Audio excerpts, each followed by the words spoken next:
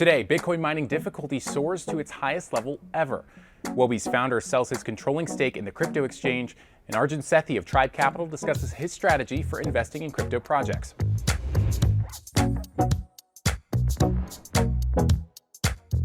Welcome to CNBC's Crypto World. I'm Jordan Smith. Major cryptocurrencies are slightly lower to kick off the week. By noon Eastern, Bitcoin traded around $19,000 and Ether dipped to $1,300. Meanwhile, Polygon's Matic token climbed to 83 cents. Investors are waiting for new inflation data set to come out on Thursday, which could tell us whether the Fed's fight to slow down inflation is working. If prices continue to rise, that means the Fed won't ease up on tightening monetary policy, which is bad news for cryptocurrencies. Billionaire investor Paul Tudor Jones spoke to CNBC this morning about the Fed's fight against inflation, as well as his own Bitcoin holdings. He's been bullish on crypto in the past, but he's changing his tune a little as fears of a global recession grow. I've still got a very minor allocation. I've always had a small allocation to it. In a time when there's too much money, which is why we have inflation, and too much fiscal spending, something like crypto, specifically Bitcoin and Ethereum, where there's a finite amount of that will have value at some point, someday. I don't know when that will be, but it will have value. All right, let's get to the top stories. First, it just got even harder to mine Bitcoin. According to BTC.com, mining difficulty on the platform rose by nearly 13.5% to its highest level ever. The rise in difficulty comes as more and more Bitcoin miners come online. One goal of the network is to add new blocks to the blockchain about every 10 minutes. If blocks are added too fast, then difficulty is increased, and that's what happened in this last adjustment.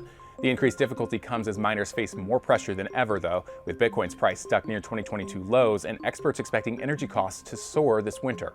Next, the creator of Flow Blockchain is cutting off Russian users in order to comply with EU sanctions. Dapper Labs said it would no longer allow the purchase, sale, or gifting of NFTs, and the platform won't let Russian users add or withdraw funds from their accounts. The move comes just after the European Union tightened crypto sanctions against Russia back on October 6th. The rules place a total ban on cross-border payments to Russians in the wake of the war in Ukraine. Last, the founder of crypto exchange Huobi just sold his controlling stake in the company. Huobi said in a statement that Leon Lee sold 100% of his stake in the company to Hong Kong-based firm About Capital, run by crypto businessman and founder of Tron, Justin Sun. The exchange also said the sale will have no impact on the core business. Huobi was once the largest crypto exchange in China, but after the nation's government banned crypto, the business has been looking to expand globally. All right, on to our main story. I spoke to Arjun Sethi of Tribe Capital about the state of VC investing in the crypto space and whether more crypto businesses could go public in the future. First things first, can you talk a little bit about the Crypto Labs program? You launched this incubator earlier this year, and you're focusing on early stage crypto businesses. And at the time you launched this project, you told TechCrunch that you were going to be cautious in your approach. Talk a little bit about what your approach is here and what kind of projects you're looking for. We're a quantitative tech firm, so we invest across early, mid, and late stage. So what's most important is that because we're quantitative in our approach, we can see where the gaps are in the market. So when you think about crypto, the sort of base chains like Ethereum, Bitcoin, but then you think about the alternative chains that are out there. Once you start taking a sort of a quant approach towards what engagement looks like, we're not just passive investors, but we're also active investors. That means governance, voting, et cetera. And so our whole history of Tribe Capital has been quantitative and even venture capital and equities across early, mid, and late. And so we've incubated some companies at different stages where we found there was a gap in the market. So the incubation labs for Tribe and Tribe Crypto Labs specifically has been around, we've identified gaps in the market in certain areas and chains or liquidity. And that's where our labs team comes in and starts companies from scratch. So talk about what sort of gaps you are seeing in the crypto market right now. What sort of areas of interest are there for Tribe Capital and these businesses? So the first incubation that we had was in areas of mortgage-backed securities, mortgages themselves, insurance and reinsurance.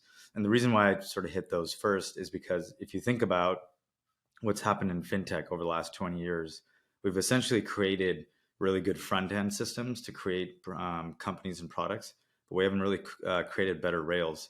And so if you think about crypto rails, access to capital, worldwide sort of transparency in their chain, programmable capital and money, what we have thought through is, okay, great, you've seen like the first iteration of Bitcoin, you've seen the second and third iterations of what you call decentralized finance in Ethereum. There are a lot of other chains that have application-based use cases that make much more sense. So that could be around privacy or security, and those lend itself better towards financial applications, like what we've been wanting to see or what we're used to. So instead of thinking about it fragmented in one country, you can think about it much more at a holistic perspective. So when you think about access to capital for worldwide markets, so let's call it Argentina, India, Southeast Asia, or even Latin America, they're now able to participate in a lot of these projects or products. So when you think about what chains give you that ability, there are chains like AVAX, there are chains obviously like Solana that people have sort of been used to.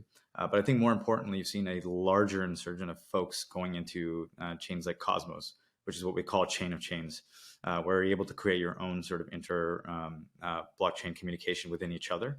And what's really important there is there's this old adage over the last 30 years that we had generalized databases like Oracle, that we had to try to figure out how to do everything within it. And then over time, we became much more vertical around a use case. The same way in which we use different databases for even streaming technology today on what we're on. So when you think about what blockchain and the new alternative chains can do, that's where we felt there was a gap in the market, which is there's a lot of engagement, but there's not a lot of protocols that are thinking about bridging the gap between what we call today Web 2 and Web 3. Finally, I want to talk about publicly traded crypto companies. We've had you on CNBC before talking about some of these companies like Coinbase specifically. What's the outlook for some of these publicly traded crypto brands that have been struggling with lower trading volume? Are they going to keep struggling until prices and investor interest rise? What's your take there? The right way to think about this is financial tech growth stocks and what's happened to them. So when we think about what the Fed has done over a 5-year average, what they did in 2020 and 2021, I think a lot of folks have spoken about what the Fed is doing right or wrong sort of ad nauseum. But the effect that's really important to take a look at is what demand curves have changed over time, right? So when the rates have changed, people sort of moved over to the credit card, and you saw a lot of gross transactional receipts in terms of how people use their credit cards to be able to provide for the delta between cash and credit. That happened worldwide, not just here in the United States.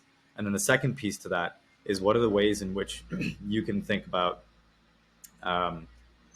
what's happening in the crypto markets, which is essentially another parallel to fintech growth stocks. So if demand went up and down for the folks like PayPal, Square, Affirm, et cetera, what's happening in crypto is the same thing. And so for Coinbase or Kraken or FTX, they've seen a demand destruction for them on the retail side.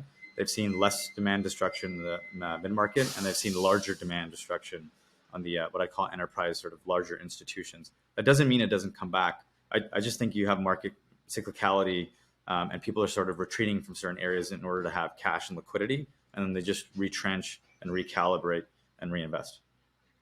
Last question I ask you, long term, what do you think about crypto IPOs? The IPO market's been slow in general lately, but do you see more of these crypto businesses listing in the future?